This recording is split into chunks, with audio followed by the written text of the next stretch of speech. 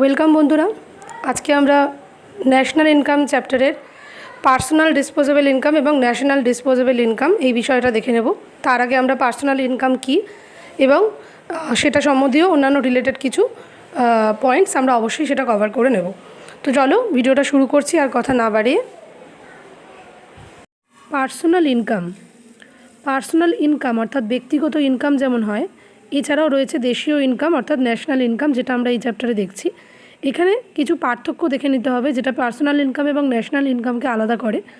আবার এটাও সঠিক যে অনেক পার্সোনাল ইনকামের মাধ্যমেই কিন্তু যে উৎপাদন হয় তার থেকে যে পেমেন্ট হয় আমাদের সম্পূর্ণ দেশটা কিন্তু চলে এবং সেটা কিন্তু ন্যাশনাল ইনকামের আওতাভুক্ত হয়।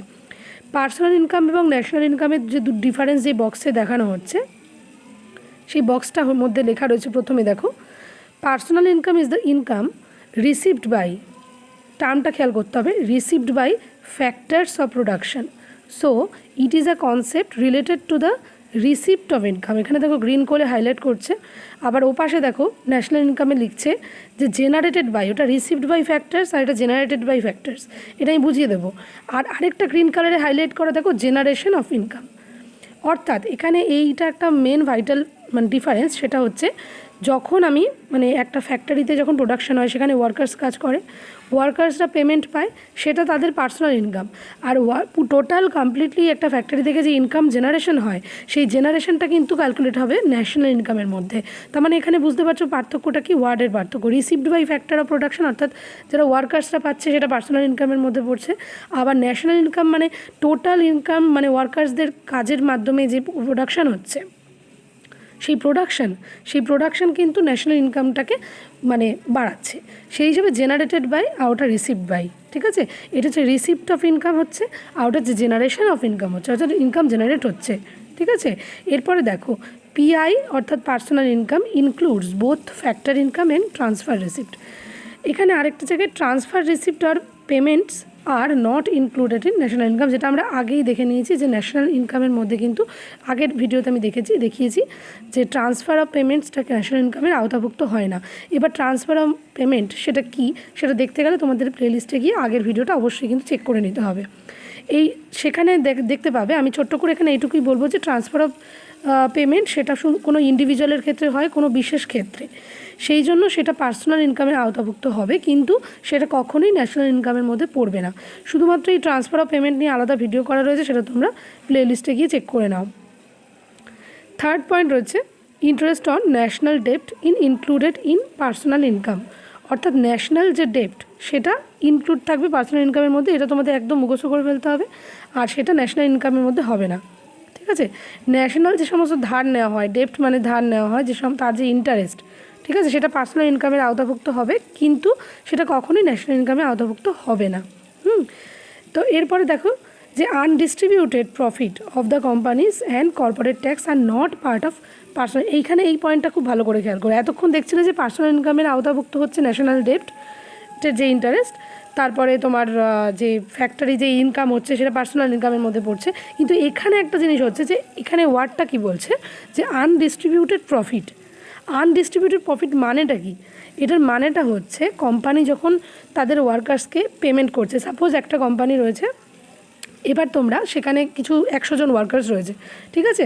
এবার ওয়ার্কার্সদের পেমেন্ট দেওয়া হয়ে গেছে, কোম্পানির নিজস্ব প্রফিট হয়েছে বেশ কিছু, সেটার পরেও এমন অনেক সারপ্লাস অ্যামাউন্ট অর্থাৎ এক্সট্রা উদ্বৃত্ত অর্থ রয়েছে যেটা হচ্ছে কোনো জায়গায় ইনভেস্টমেন্ট করাবে না। কেমন হয়, আমি আরেকটু ক্লিয়ার করার চেষ্টা করছি যে ওয়ার্কার্সদের পেমেন্ট করার পরেও সাপোজ একটা কোম্পানির কাছে, আমি অ্যামাউন্টটা ছোটো ধরে বলছি, 100 টাকা আরও রয়েছে, এবার তার সেই টোটাল প্রফিটের কিছু তো সে ডেভেলপমেন্টাল ওয়ার্কে লাগাবে তার কোম্পানির উন্নতির জন্য, কিছুটা আবার সেখানে চলে যাবে। সেটা করার পরেও এক্সট্রা যে সমস্ত উদ্বৃত্ত অর্থ আরও 20 টাকা সাপোজ রয়েছে, 80 টাকা সে আরও ডেভেলপমেন্ট আর মেশিনারি কেনার জন্য খরচ করে ফেলেছে, তারপরেও যে এক্সট্রা আরও খরচ করার পরেও রয়েছে সারপ্লাস অ্যামাউন্ট, সেই অ্যামাউন্টটা কিন্তু ডিস্ট্রিবিউশন, এইখানে এই ওয়ার্ডটার মানেটা হচ্ছে এইটা, সেই সারপ্লাস অ্যামাউন্টটা আনডিস্ট্রিবিউটেড, যেটা ডিস্ট্রিবিউশন হয়নি কিন্তু প্রফিটের মধ্যেই পড়ছে, প্রফিটের যেই অংশটা ডিস্ট্রিবিউশনের করার পরেও থেকে যাচ্ছে, সেটা হচ্ছে আনডিস্ট্রিবিউটেড প্রফিট, সেটা of the company and corporate tax are not part of personal income. কেন হবে পার্সোনাল ইনকাম? কারণ ওয়ার্কার্সদের তো পেমেন্ট দিয়ে দেওয়া হয়েছে। তারপরেও কিছু ক্ষেত্রে এমন হয় ইনসেন্টিভ দেওয়া হয়, এই বছরে কোম্পানির প্রচুর ইনকাম হয়েছে, মুনাফা হয়েছে, তার জন্য কিছু বেশিও দেওয়া হয়েছে। কিন্তু কখনোই এই যে অ্যামাউন্টটা যেটা এক্সট্রা পড়ে রয়েছে সেটা তো ইউজ করা হয়নি বলেই সেটা পড়ে রয়েছে। তো সেই জিনিসটা অবশ্যই কিন্তু জাতীয় আয় অর্থাৎ ন্যাশনাল ইনকামের যে ক্যালকুলেশন তার মধ্যে চলে যাবে। বুঝে গেছে?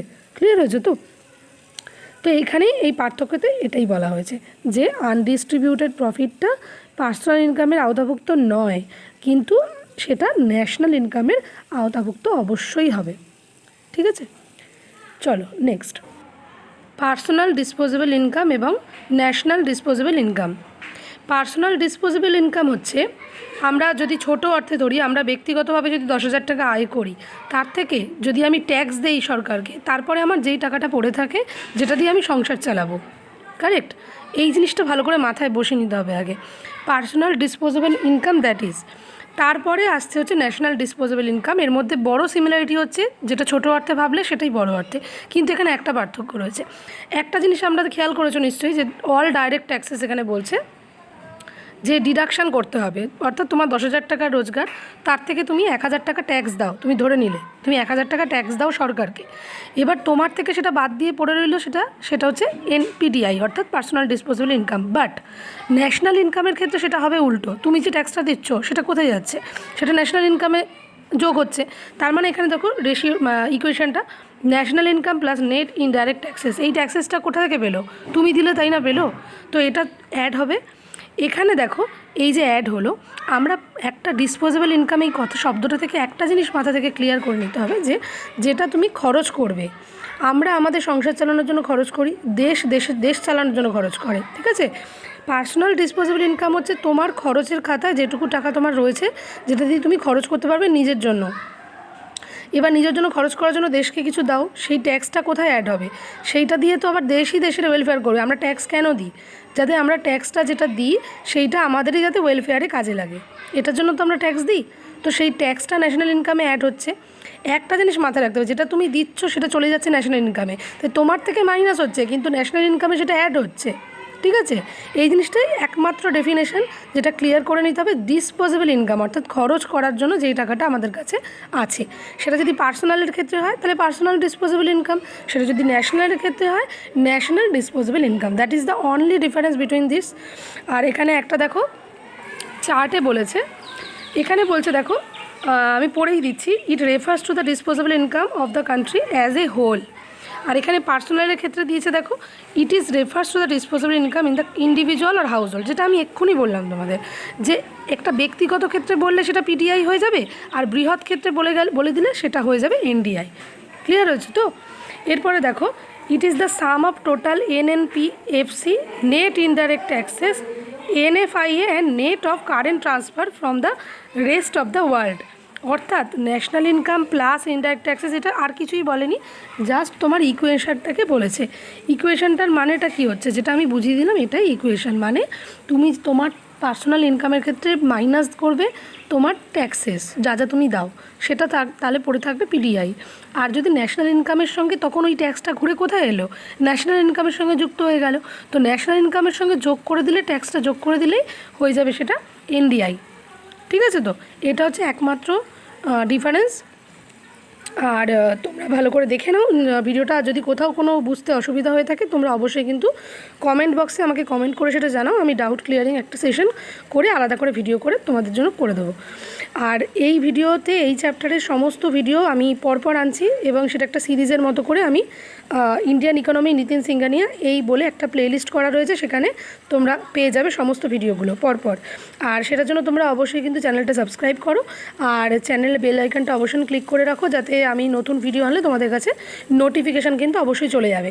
আর আরেকটা কথা এখানে বলে রাখি, যে তোমরা নেক্সট অন্যান্য সাবজেক্টের উপরে যদি কোনো ভিডিও চাও, আমি সেগুলো আস্তে আস্তে আনবো, সেটা আমি এমনি ভেবে রেখেছি। আর যদি তোমাদের কোনো বক্তব্য থাকে, সেটা তোমরা অবশ্যই কিন্তু কমেন্ট বক্সে জানাও, যে কোন সাবজেক্টের উপর তোমরা নেক্সট কোনো ভিডিও চাইছো। সবাইকে থ্যাংক ইউ, অ্যান্ড সবাই খুব ভালো থেকো।